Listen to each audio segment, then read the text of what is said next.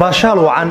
waa mid ka mid ah ciyaaraha hidaha iyo dhaqanka ay u leeyihiin dadka ku dhaqan koonfurta Soomaaliya gaar ahaan gobolka Banaadir waa ciyaartii kabeebey koox aad loo jecel yahay oo kamid ah kooxaha degmada Boondere ayaa ciyaartan markaasi isku dubaridaysa waxa idin tabanayaan waa Abdicasriil waxaan leeyahay ka bogasho wanaagsan hadii aad jeceshahay masraxaadka kabeebeyda ninkada iyo waxyaabaha la midka Para